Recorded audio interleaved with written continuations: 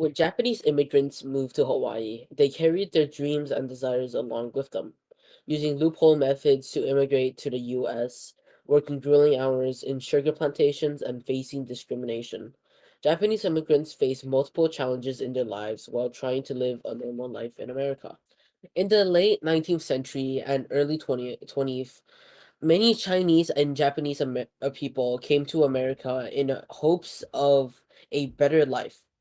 And unlike the Chinese, the Japanese immigrants predominantly were women. By 1920, approximately 46% of Japanese immigrants in Hawaii were women. The Japanese government realized many issues with immigration that the Chinese faced. They enforced a gentleman's agreement, which allowed Japanese men to bring their families with them to America.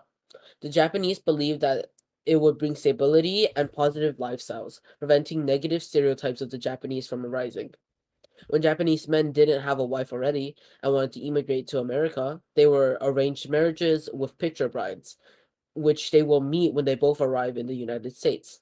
They were called picture brides because their family would exchange photos of their children. Between 1875 and 1910, Hawaii's agricultural industry started booming. The lands cultivated increased from 12,000 acres to 214,000 acres. The industry focused primarily on sugarcane, which needed a massive workforce to maintain. The industry's laborers were usually of East Asian descent. They had many ethnic groups work on the plantations as intentional ethnic divisions to prevent workers from uniting and demanding better pay or conditions. The planters assigned workers by racial backgrounds. White people were assigned with more skilled and supervisory jobs, while Asians were forced to do field work. This system was codified in 1904 when the Hawaiian Sugar Planters Association stated that only U.S. citizens or those eligible for citizenship were allowed to occupy skilled positions. At the time, only whites were able to become U.S. citizens, effectively excluding Asians from opportunities. As a Japanese worker lamented, you can work here all your life, and yet a white person who doesn't know a thing about work can be ahead of you in no time. The life of a plantation worker in Hawaii was grueling. Workers were subjected to waking up early by loud sirens signaling the start of their workday. This was accompanied by loud banging and shouting at the doors. The workers were put into groups of 20 to 30, made up of Japanese, Hawaiian, Chinese, and Puerto Rican workers, labored in the fields. Some groups had workers in the same ethnic background, while others were more diverse. The field work was described as punishing, as hoeing weeds was backbreaking and monotonous. Harvesting canes left workers with blisters and scratched arms. Once collected, it was bundled and loaded onto railway cars, where it will be taken to mills and be toiled amid intense heat, steam, and clanking of machinery. Usually, the women who made up of 14% of the workforce were assigned physically demanding tasks that also paid less than the work assigned to men. These included stripping leaves, harvesting, and hoeing. All workers were forced to wear a chain around their neck with a small disc marking their identities as field workers. While most people had imagined Japanese immigrants as quiet and ready to accept anything, Japanese laborers were the exact opposite. They would fight for their rights, such as protesting against the unfair labor conditions, going on strikes to showcase the struggles they went through in their work environments, and even halt work to end racial inequality in pay. The laborers would gain support from other Japanese in multiple ways, such as money, food, help with the strikes, and free medical care. This strike created a major impact as it showed that the workers were no longer thinking of themselves as temporary visitors, but as permanent settlers and Japanese Americans. They explained their demand for a higher wage, stating that they wanted to unite our destiny with that of Hawaii, sharing the prosperity and adversity of Hawaii with other citizens of Hawaii.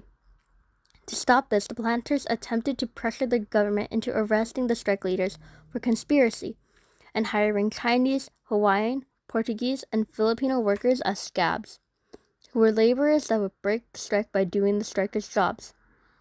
The strike continued for 4 months until the strikers were forced to go back to work. Although they were able to get the pay raise, the planters brought mass numbers of Filipino workers that by 1920, 30% of the workers were Filipino, while 44% were Japanese. 1920 was a major year as another strike occurred, this time started by both Japanese and Filipino workers. 8,000 people joined the strike, which is 77% of the plantation's workforce on Oahu. This new strike proposed one union for laborers of all nationalities. With this new alliance, the planters turned to the time-tested strategy of divide and control. They attempted to create distrust between the Filipino and Japanese communities, even offering a bribe to Filipino Union leader Pablo Manlapit. This unfortunately worked, as Manlapit called off the strike, saying that it was a Japanese action to cripple Hawaii's economy. This surprised both Filipino and Japanese workers, as the Filipino Union had started the strike first. Despite this, many Filipino strikers defied Manlapit and continued the strike. This only made the planters' attempts to stop them stronger and created propaganda against the Japanese. They claimed that Japanese strikers were puppets of the Japanese government and planned to Japanize Hawaii. The planters also hired Hawaiians, Portuguese, and Koreans as strikebreakers. They would evict the workers that were on strike from their homes on the plantations. With this, they became homeless and were forced to take shelter in Honolulu's vacant lots. With the flu epidemic on the rise, thousands of workers and their family members became sick, with 150 people dying. In the end, the strikers gave up their fight in July. While the planters celebrated their victory, they secretly raised the wages of the workers by 50%, 3 months after the strike had ended. The planters also realized that it was better to make the living conditions of the workers more comfortable. They started to replace single workers with married men and house them in cottages, instead of having around 50 single workers crowded together in unsanitary conditions.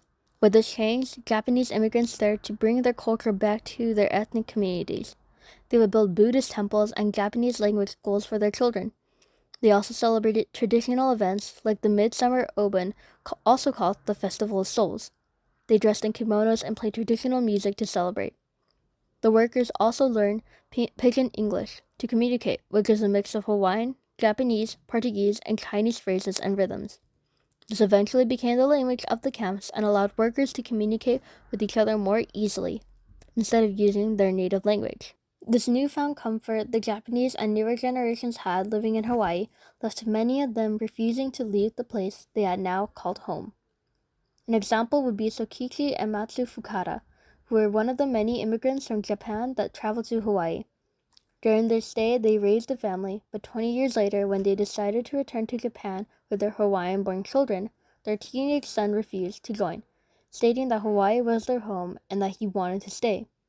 The second generation of Japanese Americans, who were called Disai, wanted to make a difference and gain an education for better career opportunities and freedom from the plantations. They had seen the discrimination, hard labor, and low wages their parents underwent in the fields, which made many of them refuse to be forced into plantation work. The planters agreed to give them what they wanted, but tried limiting it to around 6th or 8th grade education, so they would be forced to go back to work as plantation workers. Through this, they learned about American democracy and the hierarchy system of whites at the top and Asians at the bottom, which led to them questioning the plantation system. For many Japanese immigrants, they viewed Hawaii as their home. They came to America and worked tirelessly in the sugarcane fields, experienced discrimination, and fought for their rights to give hope for the next generation of Japanese Americans. As they watched their children grow up in the camps and attend schools, they left an impact on their new home that continues to last today.